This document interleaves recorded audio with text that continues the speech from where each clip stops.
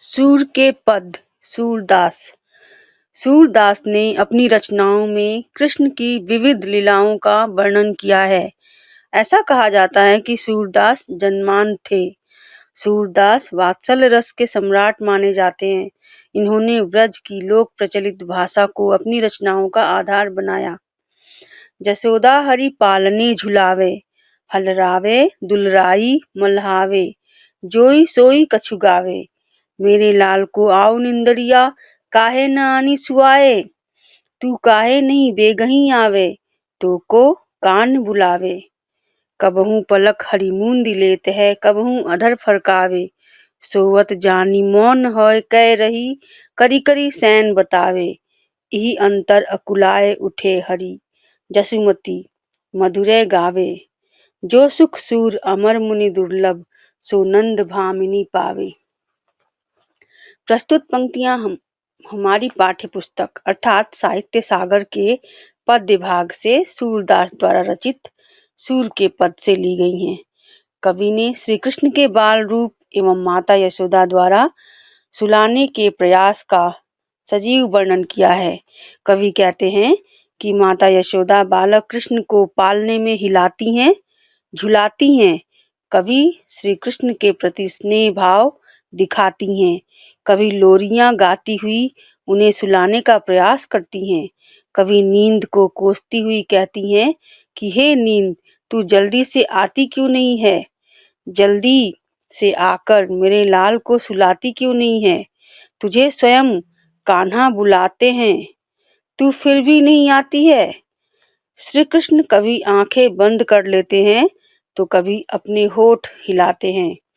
श्री कृष्ण को मौन देखकर माता यशोदा को लगता है कि वो सो गए हैं। वे स्वयं शांत हो जाती हैं और अन्य सदस्यों को भी इशारे से शांत रहने के लिए कहती हैं। किंतु दूसरे ही पल कृष्ण परेशान होने लगते हैं। अर्थात श्री कृष्ण लुका छिपी सा खेल खेलते हुए कभी ऐसा दर्शाने का प्रयास करते हैं मानो सो गए हों, लेकिन अगले ही पल उठ जाते हैं। श्री कृष्ण को जागता हुआ जानकर यशोदा माता पुनः लोरी गाने लगती हैं। कवि कहते हैं कि श्री कृष्ण को भिन्न भिन्न तरीके अपनाकर सुलाने का प्रयत्न करती हुई माता यशोदा को जो सुख प्राप्त हो रहा है, वह सुख ऋषि मुनियों को भी प्राप्त नहीं होता। दूसरा पद खीजत जात माखन खात, अरुण लोचन भौं टेढ़ी बार बार जम्हात। कबहू रुंझुन चलत घुटुरन धूर धूसर गात। कबहू झुक के अलग खींचत नैन जल भर लात। कबहू तुतरे बोल बोलत, कबहू बोलत तात। सुर हरि की निरखी शोभा, निमिख तजत न मात। प्रस्तुत पंक्तियों के माध्यम से सूरदास ने बालक कृष्ण की बाल क्रीड़ाओं का मार्मिक एवं मनोहारी चित्रण प्रस्तुत किया है। बालक कृष्ण मक्खन खा रहे हैं, दुखी और क्रुद्ध हो रहे हैं। नींद आने के कारण उनकी आंखें लाल हो गई हैं। उन्होंने अपनी भौहें टेढ़ी कर चढ़ा ली हैं और बार बार जम्हाई ले रहे हैं। जब वे घुटने के बल चलते हैं तो उनकी पायलों में घुंघरुओं की आवाज इतनी मधुर प्रतीत होती है मानो मन को मोह लेने वाली हो। घुटनों के बल चलने के कारण श्री कृष्ण का सारा शरीर धूल से सन जाता है। वे स्वयं ही चलते हुए अपने बालों को खींच लेते हैं, जिसके कारण उनकी आंखों में आंसू भर आते हैं। वे कभी अपनी तोतली भाषा में बोलते हैं तो कभी वे तात कहकर पुकारते हैं।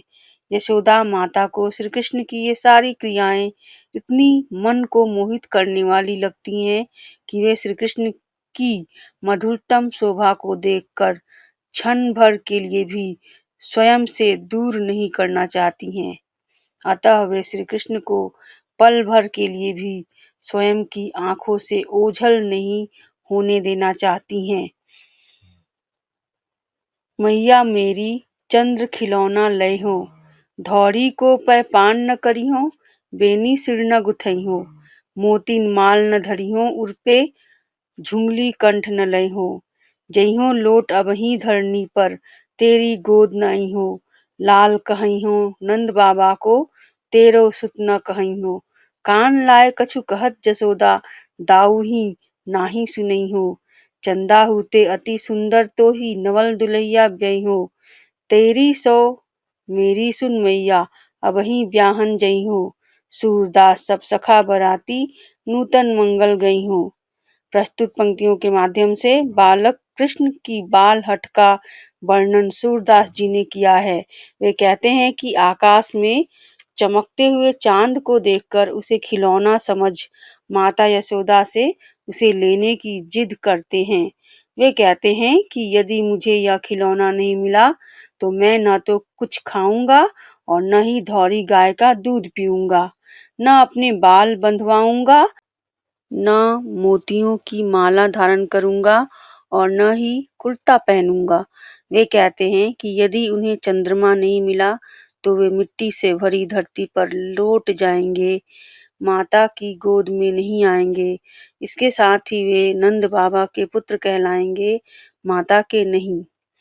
बालक कृष्ण के हठी रूप को देखकर माता यशोदा श्री कृष्ण को बहलाने का प्रयास करते हुए कहती हैं कि मैं तुम्हें कान में एक बात बताती हूँ, किंतु बलराम दाऊ को तुम ये बात मत बताना।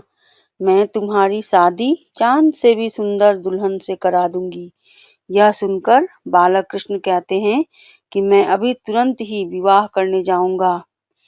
सूरदास कहते हैं कि श्री कृष्ण के विवाह में उनके सभी साथी बाराती बनकर मंगल गीत गाएंगे। कवि ने श्री कृष्ण के बाल रूप का वर्णन करने के साथ साथ एक अबोध बालक की मनस्थिति का वर्णन किया है। इस प्रकार सूरदास ने वात्सल्य रस के सम्राट की उपाधि भी प्राप्त की है। स्टूडेंट्स, वीडियो को लाइक कीजिए, कमेंट कीजिए और चैनल को सब्सक्राइब कीजिए।